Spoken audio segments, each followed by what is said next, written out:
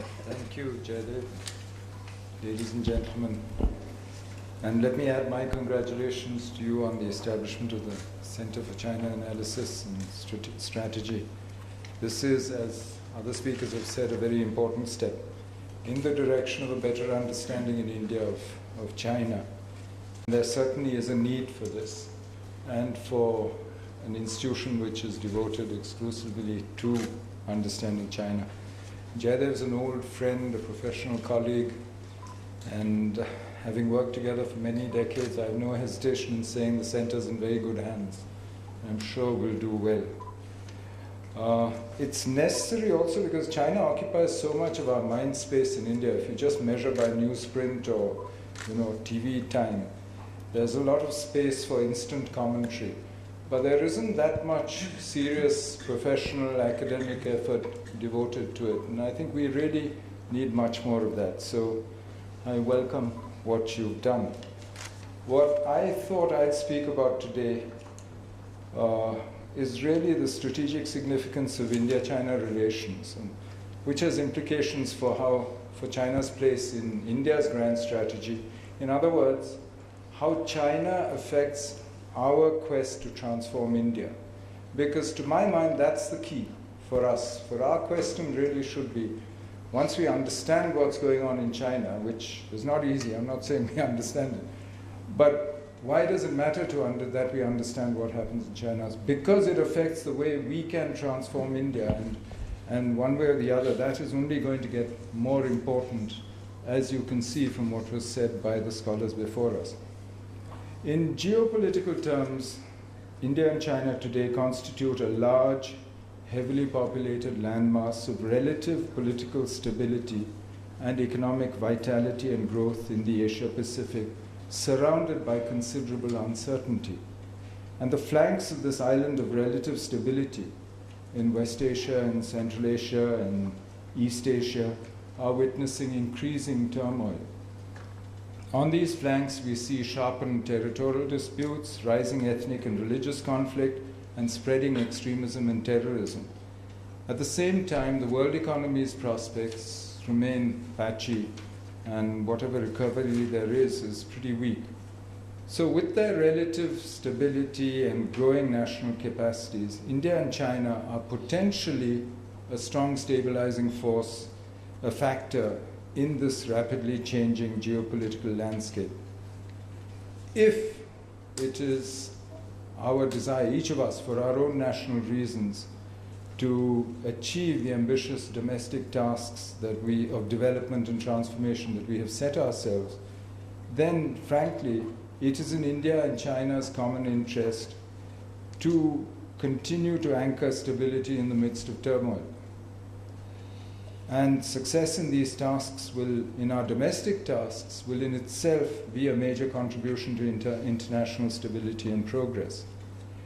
India and China can think of playing such a role despite our differences, because there are congruences between our views and assessments of the shifting balance of forces in the international situation. Both see a diffusion of power to several emerging economies and powers in Asia and other parts of the world.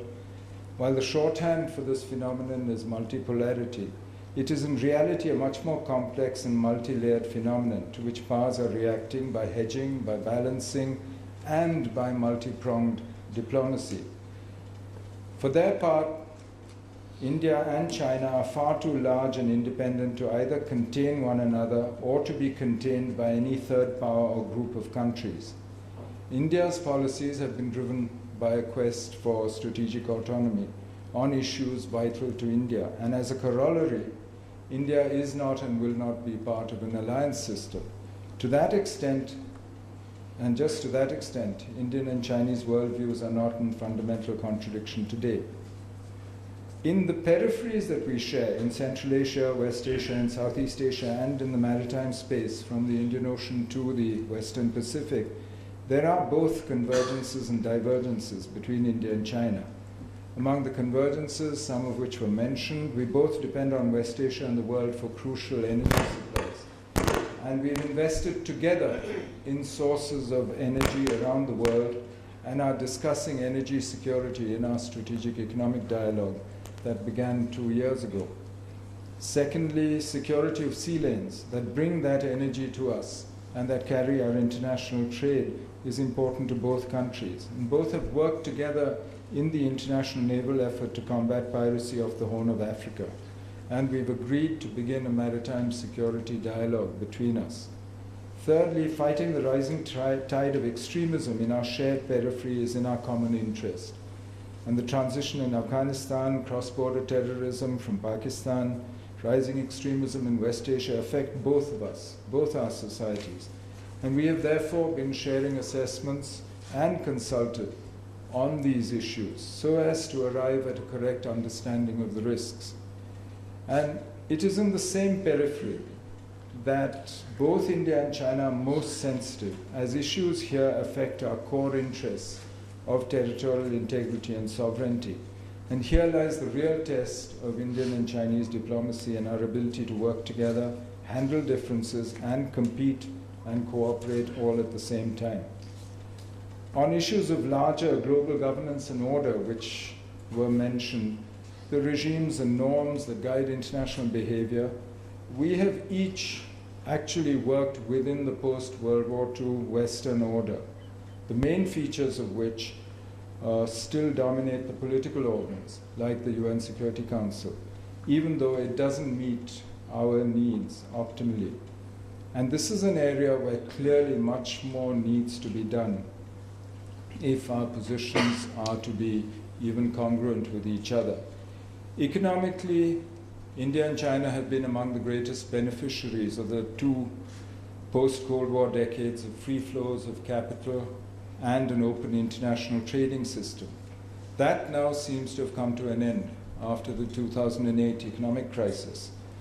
Through plurilateral agreements like the TPP, the TTIP, the West is attempting to set new standards for trade and investment flows among preferred partners. Neither India nor China have been invited to the TPP negotiations, though without India and China, such arrangements would only dangerously fragment world trade and abet the rise of protectionism in developed countries. The West works from the top down to adjust the existing economic order, using the strengths that she has in the existing international organizations. China has worked from the ground up, changing realities throughout the Asia-Pacific and into Central Asia, Africa, and other regions as well, building pipelines, road, rail, air connectivity, creating port and travel infrastructure, and through trade and investment links. India has been seeking to improve land, sea, and air connectivity with her neighbors in South and Southeast Asia and in the extended neighborhood of the Indian Ocean region and West Asia as well, building economic corridors into Myanmar, for instance. This is the strategic context in which the BCIM corridor, the Maritime Silk Route, and other such proposals involving India and China should be considered. China is now the largest trading partner for most of her neighbors and further afield as well. International settlements in the renminbi and the new financial structures like an Asian Infrastructure Bank are all on the anvil. And the BRICS Bank and the contingent reserve arrangement have been finalized recently. In other words, new realities and norms are coming into being in international trading and financial systems, particularly around us. And these are changing the environment in which we seek India's development and transformation. In the newer domains, such as cyber, outer space, and so on, there is relatively a tabula rasa in terms of the norms and rules that should govern international behavior, and international governance is really absent or ineffectual. This is a vacuum that could and should be filled. And here again, we need to engage with China to establish the extent to which our interests coincide. India has a clear preference to ensure that the global commons are available to all countries for their legitimate peaceful uses. In other words, the evolution of the international system has opened up convergences that didn't exist earlier. But equally, we have divergences and differences as well. Our divergences are well known to most of you here and are mostly in bilateral issues and in the periphery that is common to us. The greatest impediment to the India-China relationship achieving its full potential remains the boundary issue. It would therefore be logical to move as rapidly as possible to a boundary settlement. When Prime Minister Manmohan Singh and President Xi Jinping met in Durban in March 2013, they agreed that the boundary should be settled as soon as possible. We've made some progress in the last decade on the boundary issue. We agreed the guiding principles and political parameters for settling the boundary in 2005. We're now in the second stage of the Special Representative's program discussions, evolving a common framework for a settlement, which can then form the basis of an actual boundary settlement in the third and last phase of the SR's work. Despite all that you might hear in uninformed commentary, the India-China border is generally peaceful. The status quo has been respected by both sides, as they are committed to do under the 1993 Peace and Tranquility Agreement.